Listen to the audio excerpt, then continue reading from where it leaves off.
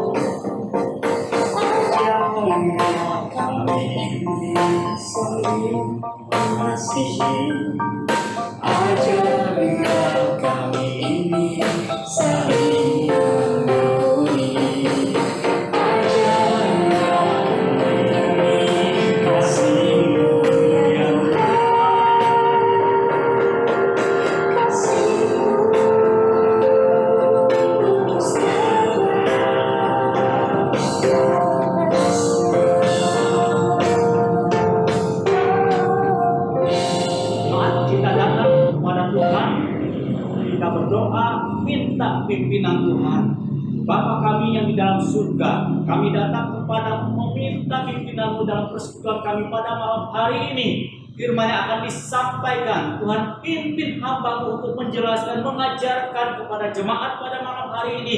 Dan jemaat boleh membuka hati mendengarkan firman-Mu, sehingga firman-Mu masuk ke dalam hati mereka dan diterapkan dalam kehidupan masing-masing kami. Dalam nama Tuhan Yesus kami sudah berdoa. Amin. Ya, jemaat sekalian, malam hari ini ya, di mana kita sudah melewati beberapa hari Valentine Day ya. Jemaat mungkin ada yang merayakan Valentine Day. Tentunya karena semua orang merayakan Valentine Day, hari kasih sayang. Nah, Ada kaitannya dengan hari Valentine Day. Saya akan menyampaikan firman Tuhan pada malam hari ini dengan topik mengasihimu karena Yesus mengasihiku. Mari kita lihat firman Tuhan di dalam Yohanes pasal 15 ayat 12 dan di dalam Filemon ayat 8 sampai 20. Mari kita buka Alkitab kita di dalam Yohanes pasal 15 ayat 12. Yohanes pasal 15 ayat 12. Demikianlah firman Tuhan. Inilah perintahku, yaitu supaya kamu saling mengasihi seperti aku telah mengasihi kamu. Yang kedua di dalam Filemon. Filemon cuma satu pasal. Kita lihat dalam ayat 8 sampai 20. Filemon ayat 8 sampai 20. Demikianlah firman Tuhan. Karena itu, sekalipun di dalam Kristus aku punya kebebasan penuh untuk memerintahkan kepadamu apa yang harus engkau lakukan. Tetapi mengingat kasihmu itu, lebih baik aku memintanya daripadamu. Aku, Paulus, yang sudah menjadi tua, lagi pula sekarang dipenjarakan karena Kristus Yesus, mengajukan permintaan kepadamu mengenai anakku yang kudapat selagi aku dalam penjara, yakni Onesimus. Dahulu memang dia tidak berguna bagimu, tetapi sekarang sangat berguna bagimu maupun bagiku. Dia kusuruh kembali kepadamu, dia yaitu buah hatiku. Sebenarnya aku mau menahan dia di sini sebagai gantimu untuk melayani aku selama aku dipenjarakan karena Injil. Tetapi tanpa persetujuanmu aku tidak mau berbuat sesuatu, supaya yang baik itu jangan engkau lakukan seolah-olah dengan paksa, melainkan dengan sukarela. Sebab mungkin karena itulah dia dipisahkan sejenak daripadamu, supaya engkau dapat menerimanya untuk selama-lamanya, bukan lagi sebagai hamba, melainkan lebih daripada hamba, yaitu sebagai saudara yang kekasih. Bagiku sudah demikian, apalagi bagimu, baik secara manusia maupun di dalam Tuhan. Kalau engkau menganggap aku temanmu seiman, terimalah dia seperti aku sendiri. Dan kalau dia sudah merugikan engkau ataupun berhutang padamu, tanggungkanlah semuanya itu kepadaku. Aku, Paulus, menjaminnya dengan tulisan tanganku sendiri. Aku akan membayarnya, agar jangan kukatakan tanggungkanlah semuanya itu kepadamu, karena engkau berhutang padaku, yaitu dirimu sendiri. Ya saudaraku, semoga engkau berguna bagiku di dalam Tuhan. Hiburkanlah hatiku di dalam Kristus. Jemaat sekalian, mengasihi istri atau mengasihi suami, mengasihi anak-anak, mengasihi orang tua, mengasihi saudara, atau mengasihi orang yang kita senangi, orang yang sukai itu mudah, kita bisa lakukan dengan mudah. Tetapi pertanyaannya, kalau ada orang yang merugikan kita, menyakitkan hati kita, mengecewakan kita, apakah kita bisa menunjukkan kasih Tuhan kepada mereka? Yohanes pasal 15 ayat 12 tadi mengajarkan kita untuk mengasihi, saling mengasihi satu sama lain. Itu perintah Tuhan Yesus, ajaran Tuhan Yesus. Dan kita perhatikan dalam Filemon, bagaimana Paulus menyampaikan permintaan kepada Filemon. Saudara, yang tadi kita baca, saudara mungkin bertanya, permintaan apa? Tentu dari yang kita baca kita tahu, Paulus menyampaikan kepada Filemon permintaan untuk menerima kembali Onesimus. Kenapa harus menerima kembali? Jemaat sekalian, ceritanya begini. Onesimus ini dulu budaknya Filemon, ya, tinggal di rumah Filemon. Tapi Onesimus ini melakukan satu kesalahan. Kalau kita pelajari dari penjelasan-penjelasan, ya, yang kita bisa telusuri, apa kesalahan Onesimus? Onesimus itu ternyata mengambil uang atau mengambil hartanya Filemon, sehingga dia harus kabur dari rumahnya Filemon. Tentu, ya enggak, sebagai budak, kalau dia berlaku seperti itu, gampang sekali Filemon sebagai tuan, ya enggak, untuk melakukan sesuatu hal yang membuat Onesimus kesulitan, yang membuat Onesimus harus menerima hukuman, ya. Maka Onesimus kabur dari tuannya Filemon, ya. Nah, dalam pelariannya Onesimus tertangkap sama pemerintah Romawi karena budak dan tidak punya status yang jelas, ya. Maka Onesimus dipenjara. Ketemulah dengan Rasul Paulus, ya. Ternyata Tuhan punya maksud. Onesimus dipenjara dan ketemu dengan Rasul Paulus. Di penjara inilah Rasul Paulus menyampaikan firman, memberitakan Injil kepada Onesimus, sehingga Onesimus menjadi percaya Tuhan Yesus dan dia bertobat. Hidupnya berubah. Dia melayani Paulus di penjara. Nah, persoalannya Onesimus ini kan budaknya Filemon. Paulus tentu tidak boleh mengambil Onesimus serta-merta, ya. Dia harus mengembalikan Onesimus kepada tuannya, yaitu Filemon. Lagi pula Onesimus ini kan sudah berubah, sudah percaya kepada Tuhan Yesus dan melayani Paulus, ya. Maka Paulus berpikir Onesimus, ya, di samping dikembalikan kepada Filemon, ya, bisa membantu Filemon dalam pelayanan. Kenapa membantu Filemon dalam pelayanan? Nah, ceritanya begini jemaat. Filemon itu rumahnya dipakai tempat persekutuan, ya. Di situ, ya, perlu lakukan pelayanan. Paulus berharap Onesimus kembali, ya, bisa membantu pelayanan Filemon. Tapi persoalannya Onesimus pernah mencuri harta atau uangnya Filemon. Yang kedua, persoalannya Onesimus ini kan mantan nabi. Nah, bagaimana, ya, sikap dan tindakan yang harus diambil Filemon? Karena ini pernah merugikan Filemon, pastilah ada ganjalan di hati Filemon. Yang kedua, ya kan, ini mantan nabi. Bagaimana harus menerima mantan nabi?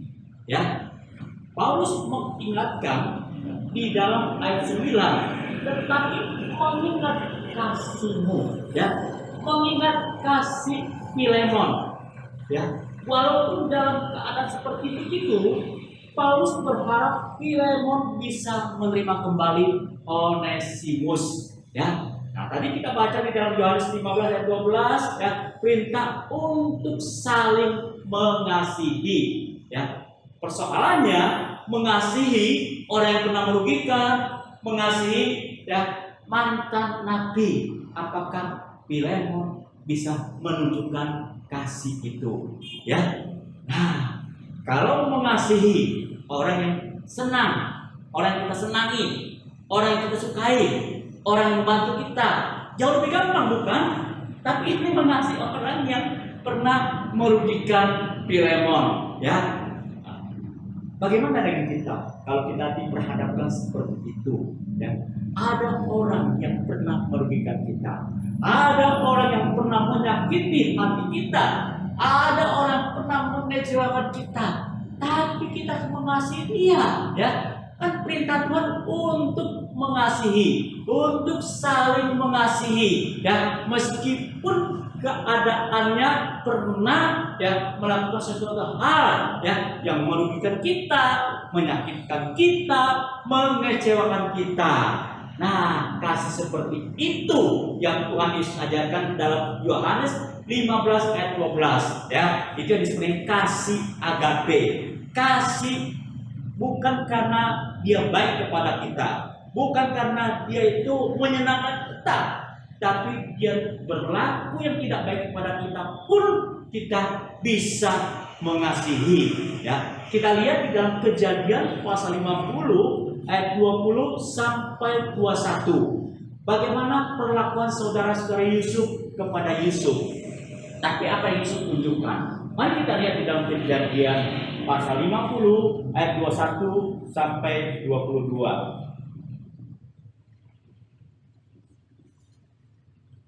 Kejadian pasal 50 ayat 20 sampai 21. Apa yang Yusuf tunjukkan? Memang kamu telah mereka-rekakan yang jahat terhadap aku, tetapi Allah telah mereka-rekakannya untuk kebaikan, dengan maksud melakukan seperti yang terjadi sekarang ini, yakni memelihara hidup suatu bangsa yang besar. Jadi janganlah takut, aku akan menanggung makanmu dan makan anak-anakmu juga. Demikianlah ia menghiburkan mereka dan menenangkan hati mereka dengan perkataannya. Bayangkan, dengar, teman-temannya sudah menyakiti hati Yusuf, ya, bukan hanya menyakiti hati Yusuf, tapi menjual Yusuf sebagai budak. Waktu Yusuf dijual sebagai budak, Yusuf bukan hidupnya jadi senang, ya, jadi susah, jadi menderita, ya, dia difitnah, dia harus dipenjara, ya. Tapi akhirnya melalui kejadian seperti itu ada maksud Tuhan, ya. Yusuf menjadi pemimpin di Mesir, ya, sehingga dengan menjadi pemimpin sebagai Mesir, Yusuf bisa menyelamatkan saudara-saudaranya, bisa menyelamatkan keluarganya, bisa menyelamatkan bangsa Israel. Jadi di sini kita melihat walaupun ya Yusuf diperlakukan dengan tidak baik, menyakitkan, ya, tapi di situ ternyata ada maksud Tuhan. Yusuf bisa melihat maksud Tuhan ini, sehingga kasihnya kepada saudara-saudaranya tetap ditunjukkan. Nah, seharusnya kita dalam keadaan seperti begitu, kita perlu melihat apa maksud Tuhan di balik semua ini, ya. Mengapa sampai orang merugikan kita, mengecewakan kita, menyakitkan hati kita? Nah, Paulus ingin mengingatkan kepada Filemon, ya. Kita perhatikan kembali dalam Filemon Filemon ayat 18 sampai 20 tadi, ya. Nah, kita perhatikan apa yang dikatakan Paulus, ya. Ayat 15. Sebab mungkin karena itulah dia dipisahkan sejenak daripadamu, supaya engkau dapat menerimanya untuk selama-lamanya. Kata dipisahkan sejenak, ya, untuk dapat menerima kembali selama-lamanya, berbicara tentang ada maksud Tuhan di balik hal itu. Ada maksud Tuhan di balik peristiwa itu. Walaupun Onesimus, ya, merugikan Filemon, ya, dia harus pergi dari Filemon, tapi ada maksud Tuhan. Onesimus, ya, akhirnya bisa ketemu Paulus. Onesimus, ya, bisa mendengar Injil dari Paulus, bertobat dan percaya Yesus. Nah, itulah maksud Tuhan. Kalau ada yang merugikan kita, menyakitkan kita, mengecewakan kita, ya, mungkin itu ada maksud Tuhan di balik semua hal ini, ya. Kita sesuai perintah Tuhan tetap menunjukkan kasih Tuhan. Saya teringat ada seorang teman, ya, punya adiknya tinggal di Medan, tapi ingin ke Bandung tinggal sama teman ini, ya. Nah, sebagai adiknya ini belum percaya pada Tuhan. Teman saya ini sudah percaya Tuhan, ya. Begitu menyambut kedatangan adiknya di Bandung, ternyata adiknya waktu sampai di Bandung punya keuangan juga terbatas, sehingga kakaknya harus memperhatikan, ya, kebutuhan hidup adiknya. Bukan hanya itu saja, beberapa lama di Bandung adiknya jatuh sakit parah, ya, membutuhkan banyak pengeluaran, banyak biaya, ya. Itu menyulitkan bagi teman saya ini, tapi teman saya tetap jalani dengan baik, ya, memperhatikan, mengobati, membawa ke rumah sakit, mengobati penyakitnya, ya, waktu sakit parah. Dan puji Tuhan, sesuatu terjadi, adiknya ini bisa sembuh, ya, bisa pulang ke rumah diperhatikan, ya, dibawa ke dokter periksa rutin, ya enggak, diperhatikan kebutuhannya sehari-hari, ya. Nah, apa kata adiknya kepada kakaknya, ya? Kakaknya ini dianggap kurang perhatian, ya, kurang peduli, sehingga berkali-kali adiknya minta pulang kembali ke Medan. Kakaknya ini, teman saya ini tidak mengizinkan, karena di Medan, ya enggak, tidak ada orang yang bisa menyambut dia, tidak ada orang yang bisa memperhatikan dia, maka teman saya ini tidak mengizinkan, ya. Lalu suatu kali dia berkomunikasi dengan saya katakan, mungkin kamu menunjukkan kasih yang lebih besar, ya, lebih besar dari yang kamu sudah kerjakan selama ini. Kamu tetap menunjukkan kasih. Mungkin dari kasih yang kamu tunjukkan, ya, hatinya berubah, ya. Dan yang tidak percaya, dia bisa menjadi percaya Tuhan, ya. Apa yang terjadi teman sekalian? Enggak.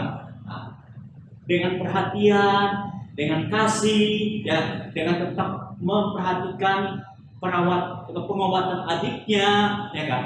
Nah, teman saya ini memperhatikan adiknya sampai suatu ketika adiknya kembali mengalami sakit berat dan masuk ke rumah sakit, ya. Lalu teman saya tanya, apakah sekarang hati sudah terbuka untuk percaya Tuhan Yesus? Tiba-tiba adiknya ini berkata kepada kakaknya, iya, sekarang saya mau terbuka untuk terima Yesus, saya mau percaya kepada Tuhan Yesus. Langsung kakaknya menyampaikan Injil dan mengajak dia berdoa terima Yesus. Gak berapa lama dia sendiri minta dibaptis, ya. Lalu dibaptis di gereja, tapi Tuhan tidak kasih umur panjang. Beberapa lama kemudian adiknya ini meninggal dunia.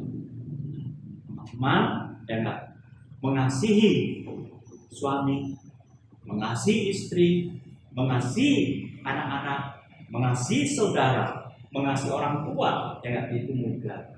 Tapi apakah kita bisa mengasihi orang yang mengecewakan kita, merugikan kita, menyakitkan kita, ya? Malam hari ini firman Tuhan menunjukkan, mengajarkan kepada kita tetap perlu mengasihi mereka, ya. Dan di dalam keadaan seperti itu mungkin ada maksud Tuhan bagi orang yang mengecewakan kita, orang merugikan kita, orang yang menyakitkan hati kita. Mari kita datang kepada Tuhan. Barangkali jemaat sekalian, ada orang yang sudah merugikan kita, ada orang sudah menyakitkan hati kita, ada orang yang sudah mengecewakan kita selama ini. Kita bawa nama itu ke hadapan Tuhan. Melalui apa yang kita alami, ada maksud Tuhan, baik untuk orang itu maupun untuk kita sendiri. Kita bawa, kita katakan pada hadapan Tuhan. Mari kita diam sejenak, katakanlah ke hadapan Tuhan. Saya serahkan nama ini kepada Tuhan, supaya orang ini mengerti, mengalami maksud Tuhan, supaya kita juga mengerti maksud Tuhan. Bapa, kami bersyukur untuk persekutuan pada malam hari. Sudah memimpin kami sudah mengarahkan kami. Firman-Mu boleh mengajari kami. Kami bawa orang-orang yang mungkin merugikan kami, menyakitkan hati kami, mengecewakan kami, supaya mereka mengerti maksud Tuhan. Dan kami juga boleh mengerti maksud Tuhan. Kami boleh dimampukan Tuhan untuk tetap menunjukkan kasih Tuhan kepada mereka. Dalam nama Tuhan Yesus kami sudah berdoa. Amin.